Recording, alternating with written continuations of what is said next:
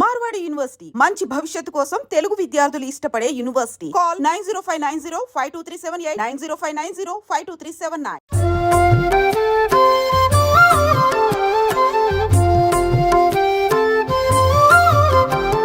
నమామీశమీశాన నిర్వాణ రూపం విభుం వ్యాపకం బ్రహ్మ వేద స్వరూపం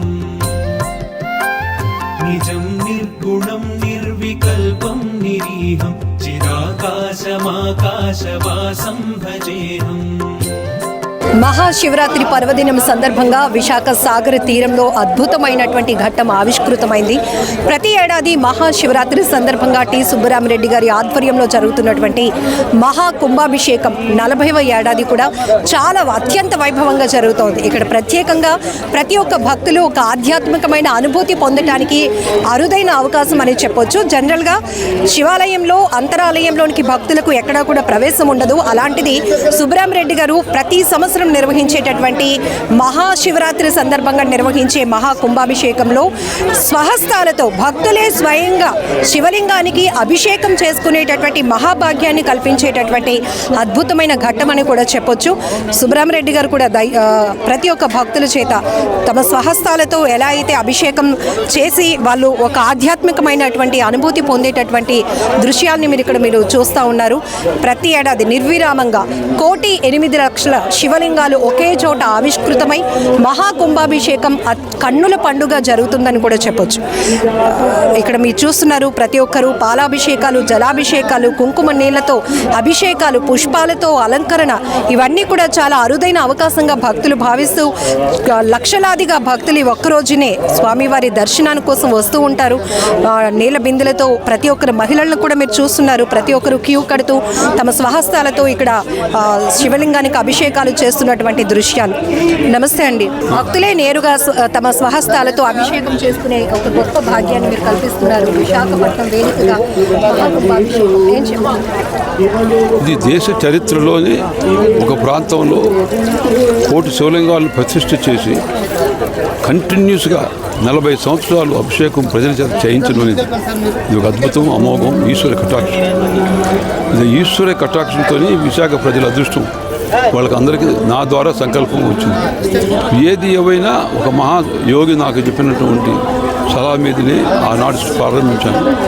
మరి ఈశ్వర యొక్క కటాక్షంతో ఇన్ని సంవత్సరాలు కంటిన్యూస్గా 1,000 శివలింగాలను ప్రతిష్ఠ చేసి అందరి చేత భక్తుల చేత అభిషేకం చేయిస్తున్నాం. ఇక్కడ విశేషం ఏంటంటే నువ్వు కోవిలికి వెళితే నువ్వు చేయడానికి లేదు, పూజారి చేస్తాడు బయట ఉన్నాడు. ఇక్కడ నేరుగా వాళ్ళతో చేయిస్తున్నాను.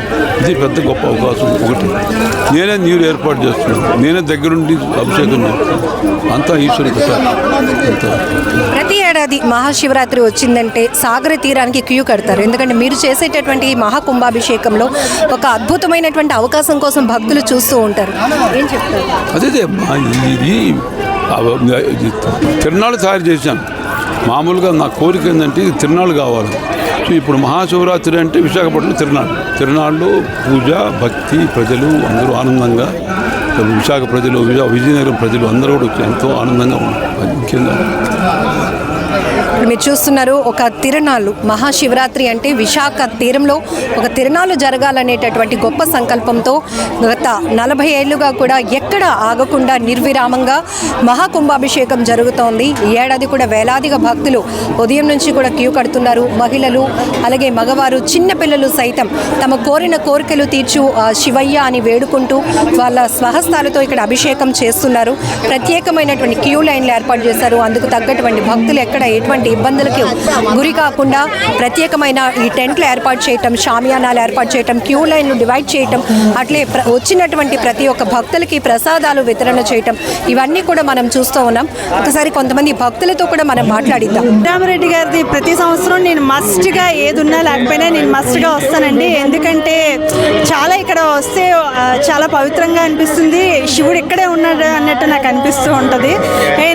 ఆయనకి స్వయంగా మనం శివునికే గంగాభిషేకం చేసినట్టు అనిపిస్తుంది. అందుకే తప్పకుండా ఎవ్రీ ఇయర్ వస్తాను. అలాగే ఇక్కడ పసుపు తాడు మస్ట్గా ఇస్తారండి.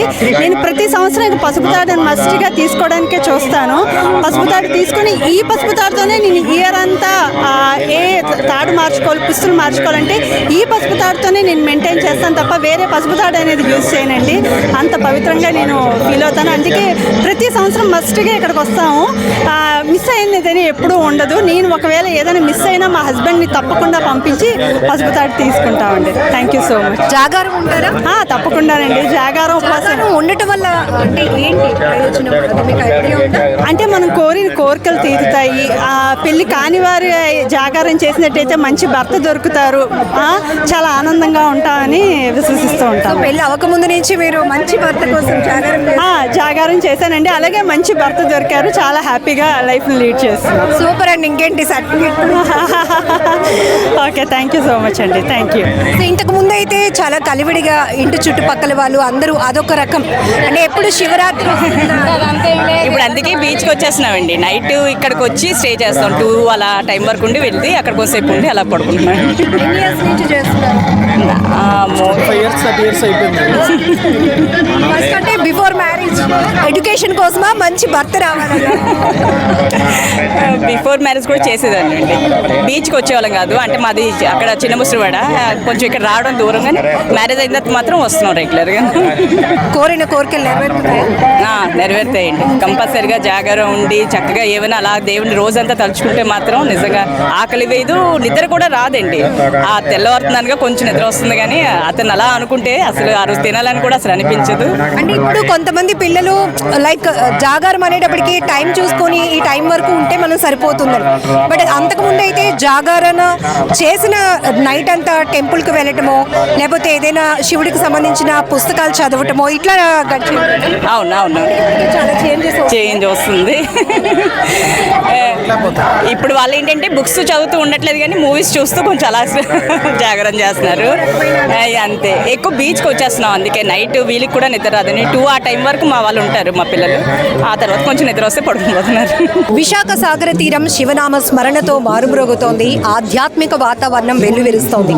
టి సుబ్బరామరెడ్డి గారి ఆధ్వర్యంలో ప్రతి ఏటా జరుగుతున్నటువంటి మహాకుంభాభిషేకం 1,08,00,000 శివలింగాలకు ఇక్కడ దర్శనం చేసుకోవడమే కాదు, అతిపెద్ద శివలింగానికి భక్తుని తమ స్వహస్తాలతో అభిషేకం చేసే గొప్ప అవకాశాన్ని కూడా ఇక్కడ మనం చూడొచ్చు. సాధారణంగా పరమశివుణ్ణి పూజించటం వల్ల మన కోరికలు నెరవేరుతాయని, పరమశివుడికి పూజించటం అనేది మానవ సేవతో కూడా ఒక సమానమని ఇట్లా చాలా రకాలుగా మనకు తెలుసు. అసలు మహాశివరాత్రి యొక్క విశిష్టత ఏంటి అడిగి తెలుసుకుందాం. నమస్తే అండి, ఏం చెప్తారు అసలు మహాశివరాత్రి?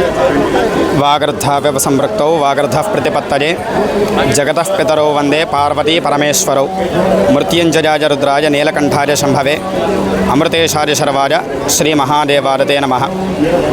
పార్వతీ పరమేశ్వరాభ్యాం నమః. నమస్కారం అండి అందరికీ కూడా. ముఖ్యంగా ఈ క్రోధినామ సంవత్సరంలో వచ్చేటటువంటి మాఘమాసంలో సంభవించేటటువంటి శివరాత్రి గురించి కొద్దిగా మనం తెలుసుకోవాల్సిన అవసరం ఉన్నది.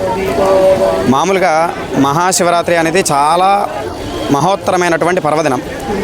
అయితే ఈ క్రోధినామ సంవత్సరంలో మాఘమాసంలో ఈ సంవత్సరం వచ్చినటువంటి శివరాత్రికి ఇంకా మహాప్రత్యేకమైన ఒక ఇది ఉందండి. ఏమిటయ్యా అంటే 144 సంవత్సరాలకు ఒక మారు వచ్చేటటువంటి మహాకుంభమేళ ఈ సంవత్సరం సంభవించింది. అయితే ఈవేళ మహా అద్భుతమైనటువంటి పర్వదినం. ఎందుకంటే ఈవేళ కుంభమేళలో ఆఖరి రోజు మహాశివరాత్రి అవ్వడం ఇది చాలా విశేషమైనటువంటి మనకి సదావకాశం లాంటిదన్నమాట. ఈరోజు ఎవరైతే శివుణ్ణి ఆరాధన చేస్తారో, అర్చన చేస్తారో వారికి మహాకైలాస ప్రాప్తి కలుగుతుందని చెప్పి మన శాస్త్రాలు మనకి చెబుతూ ఉన్నాయన్నమాట. కాబట్టి ఈరోజు ఎవరు కూడా తప్పకుండా స్వామివారి ఆరాధన మానకుండా రాత్రి జాగరణ చేయడమో, ఉపవాసం ఉండడమో ఇత్యాది భక్తి కార్యక్రమాలన్నీ కూడా పాల్గొనడం ద్వారా స్వామివారి అనుగ్రహాన్ని మనం పొందుతామని చెప్పి తెలియజేస్తూ ఉన్నాము. అర్ధనారీశ్వరుడు అంటారు. అసలు మహాశివుడే ఒక చాలా మందికి ఒక ఇన్స్పిరేషన్. ఎందుకంటే మహిళలకి మగవాడు ఒక సగభాగం ఇవ్వాలి అనేది అక్కడే చూస్తూ ఉంటాం. సో దానికోసం అయితే బ్రహ్మ విష్ణు మహేశ్వరులు అనేటటువంటి వారు మనకి తెలిసిన వారే. అయితే మనకి తెలిసిందే సరస్వతీదేవి యొక్క అనుగ్రహం ఉండాలంటే వేదం చదువుకునే వాళ్ళని బ్రాహ్మణులని అంటూ ఉంటారు, మీకు నోరు బాగా తిరుగుతుందని అంటారు. అంటే బ్రహ్మదేవుడు సరస్వతీదేవికి నాలుక మీద స్థానం ఇచ్చాడనమాట. ఈ సరస్వతీదేవికి నాలుక మీద స్థానం ఇస్తే ఇకపోతే విష్ణుమూర్తి, ఈ విష్ణుమూర్తి ఏం చేశాడయ్యా అంటే లక్ష్మీదేవిని హృదయంలో పెట్టుకున్నాడు. లక్ష్మీదేవిని హృదయంలో పెట్టుకోవడం ద్వారా ఆయన కూడా బాగా మనందరికీ లక్ష్మీదేవిని హృదయంలో పెట్టుకుని లక్ష్మీ వక్షస్థల స్థితాలయాయ నమః అనేటటువంటి అవతారం చేత మనకి దర్శనాలు ఇస్తూ ఉంటాడు. ఇకపోతే పరమేశ్వరుడు, ఈ బ్రహ్మగారు విష్ణుమూర్తి శరీరంలో ఒక భాగాన్ని ఇస్తే ఈ పరమేశ్వరుడు అనేటటువంటి వాడు పరమేశ్వరులో సగ భాగం మొత్తం అర్ధ భాగాన్ని పార్వతీదేవికి ఇచ్చాడనమాట. ఆ విధంగా మనకి అర్ధనారీశ్వర స్వరూపం ప్రపంచంలో కొనియాడుతూ ఉన్నదన్నమాట అండి. సో చాలా గొప్ప విషయాలు, దేవుని పూజించడమే కాదు వాళ్ళ ద్వారా మనం చాలా విషయాలు తెలుసుకోవాలి అన్నందుకు ఈరోజు స్త్రీ పురుష సమానత్వం అనేది మనం హక్కుల కోసం మాట్లాడడం కాదు, ప్రతిరోజు మనం పూజించే భగవంతుల్లోనే మనం చాలా విషయాలు ఆధ్యాత్మిక జ్ఞానంతో కూడినటువంటి విషయాలు కూడా నేర్చుకునే గొప్ప అవకాశం కూడా ఉంటుంది.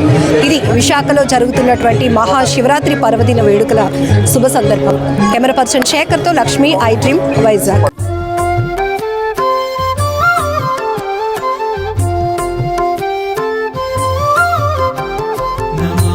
शमीशान निर्वाणरूपं विभुं व्यापकं ब्रह्मवेदस्वरूपम्